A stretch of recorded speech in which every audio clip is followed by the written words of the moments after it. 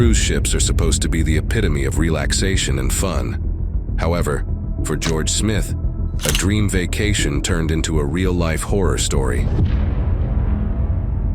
the videotape, you got them joking about George's death, very callous and at one point incriminating. Why hasn't someone been arrested? 1 minute he's celebrating his honeymoon, the next, he's inexplicably gone. Yes, George vanished from their cruise ship cabin in the middle of the night, leaving his wife heartbroken and the authorities stunned. Was it foul play or a cruel twist of fate? In this video, we will get into the dark side of cruise ship travel, getting into the mysterious case of George Smith's disappearance. So, if you're planning a cruise anytime soon, you might want to watch this first. George Allen Smith was an American who went missing from the Royal Caribbean International cruise ship Brilliance of the Seas in July 2005. Just 11 days ago, George married Jennifer Hagel, whom he has been dating since 2002, and now they are on a dreamy 2-week honeymoon cruise ship across the Mediterranean. Jennifer Hagel said that they had decided and planned this trip together.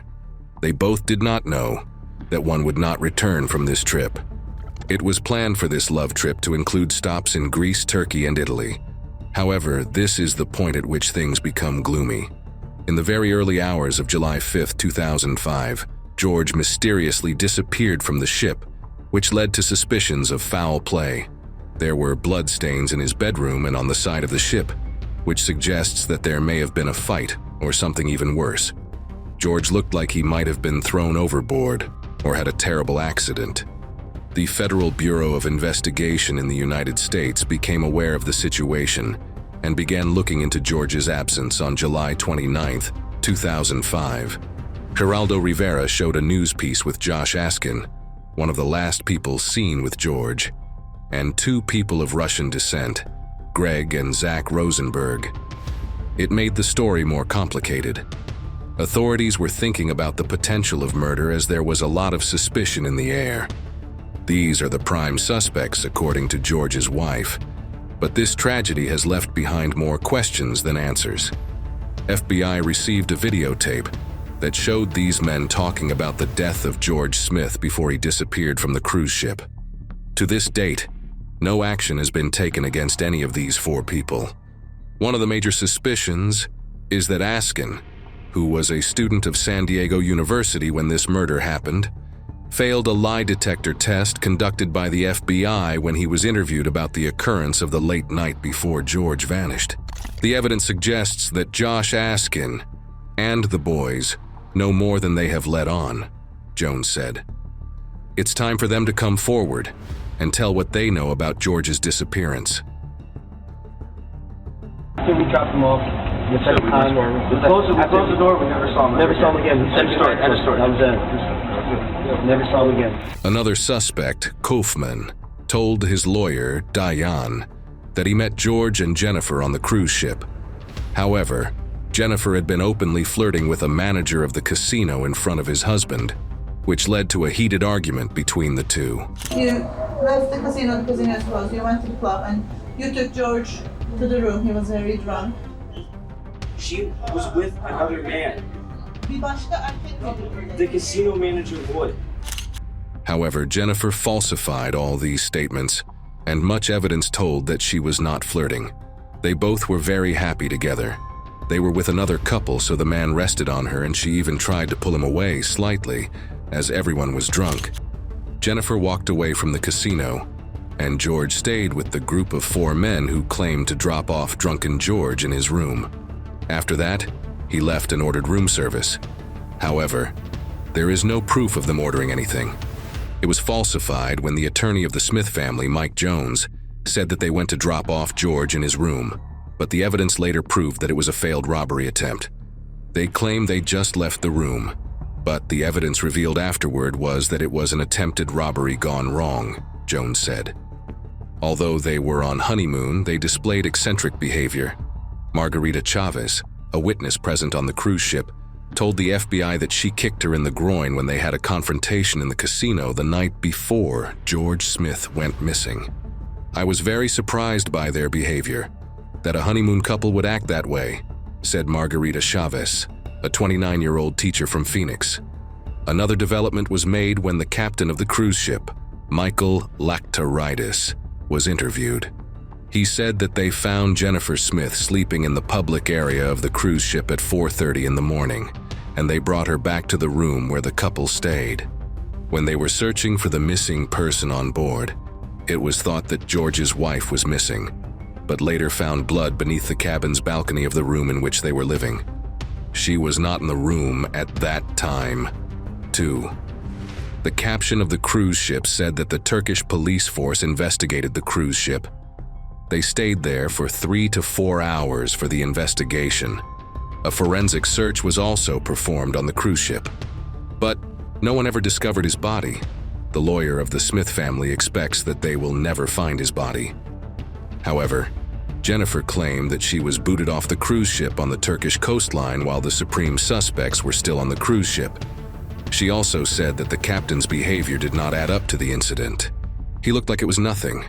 He also complained that members present on the cruise ship during that incident were also not interviewed. She wished that the ship would have stayed longer so that other people present could be interviewed. We wish that the ship could have remained in Turkey so that other important witnesses and people of interest could have been interviewed and/or interrogated as well. Crucial statements from neighboring cabins were not taken, along with statements from all of the passengers last seen with George, as well as crew members. Yet this claim is confirmed so far when Cleet Hyman, the neighbor in the next cabin of the cruise ship, said that he was not interviewed, but he brought up shocking details that added more thrill to this case.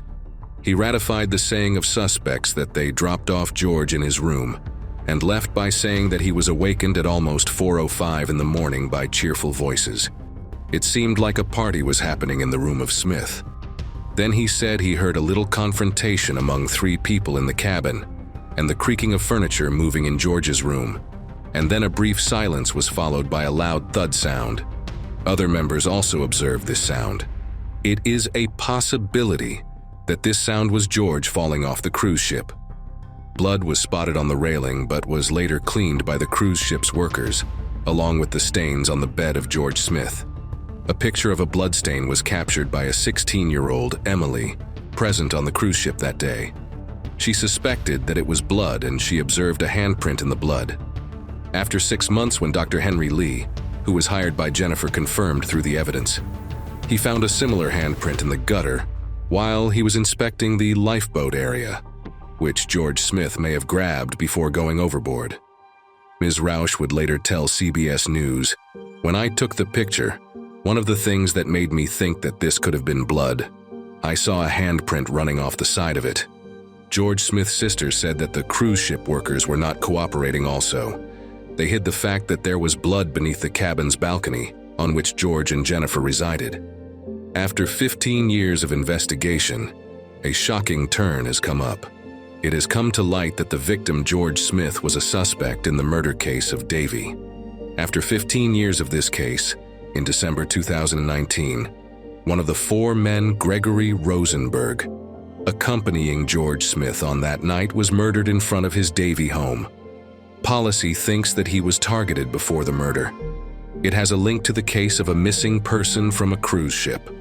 The family of George Smith is not happy with the investigation and says that they will not stop until they find out what happened that day with 26-year-old George. They settled with the cruise line for about $1.3 billion, and the cruise line agreed to release some documents.